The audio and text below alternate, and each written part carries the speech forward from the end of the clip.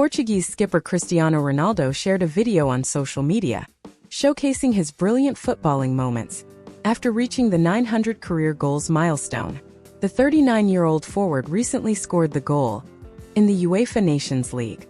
The forward, who is nearing the end of his career, scored his 900th goal in the 34th minute of the match, helping Portugal earn a 2-1 win over Croatia.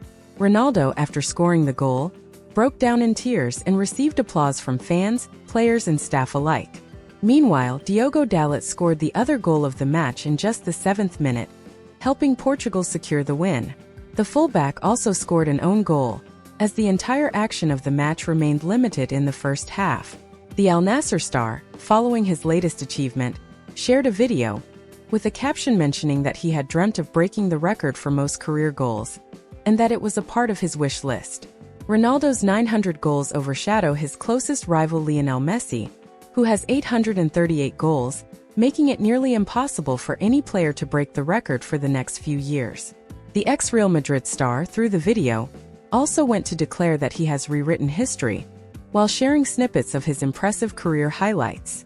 Speaking to the media after the match, Ronaldo went on to say how hard he had worked to reach this milestone, and how those records often haunt him.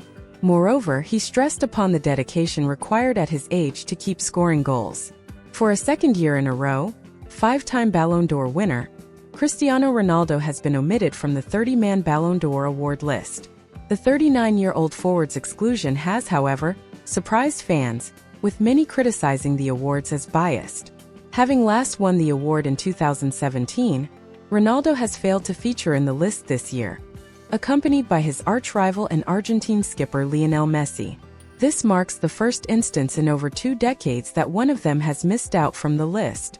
Moreover, it comes despite Ronaldo being the top scorer in the Saudi PL last season with 35 goals, and ending the previous year with 54 goals. This has raised some serious questions the Ballon d'Or award process.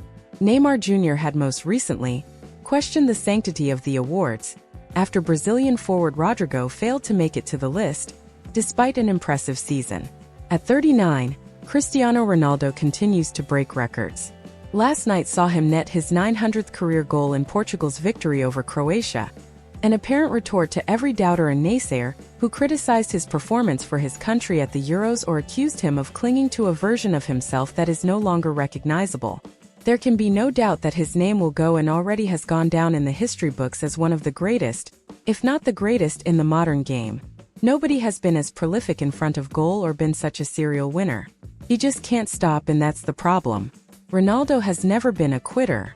Half the anecdotes about him from teammates and coaches concern his work ethic, his hours spent alone on the training pitch in a constant quest to improve himself, his allergy to accepting anything other than the best.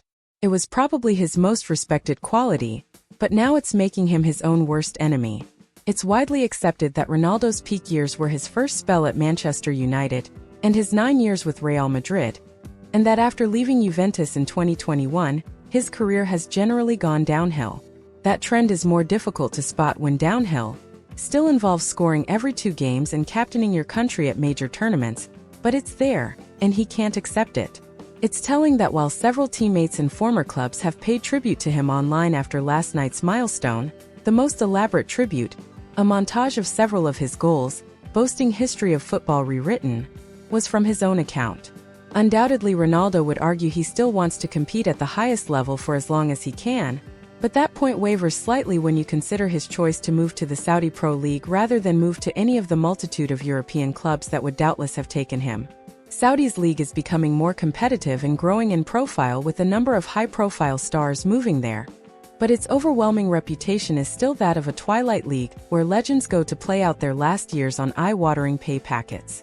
In the eyes of most fans, that is the fate Ronaldo has chosen over a potential contract in Europe on lower wages, but in a more competitive atmosphere.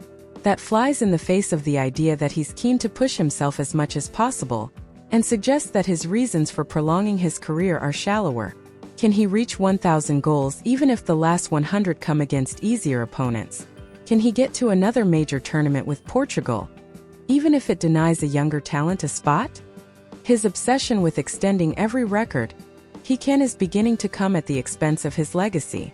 The lowest point for Ronaldo came during this summer's European Championships, where he ended up breaking down in tears on the pitch after failing to score a penalty against Slovenia. It came during a tournament where he failed to score a single goal except in a penalty shootout, and it felt as though he was on the pitch largely out of a sense of obligation from the manager. The problem of him being a bigger personality than his boss is not new. Ronaldo's second exit from Manchester United came about in bitter circumstances after saying there was no respect between himself and Erik ten Hag. Those strong words were due to the Dutchman's apparent crime of benching him in some games. It's no wonder Martinez didn't want to risk his wrath. Ronaldo poisoned his relationship with United fans, and is in danger of doing so with Portugal fans if he continues to hold a place that might be better filled by a younger talent. He has the opportunity now to leave on a high. In the age of social media, his lowest moments will be immortalized and regurgitated just as much as his best ones, possibly more, because a player of his legendary status will almost inevitably draw huge criticism for any mistake, and those low points will only become more frequent the longer he drags this process out. It's getting to the stage where the games and goals that wrote him into the history books are getting further and further into the past tense, and frustration is starting to take the place of adoration.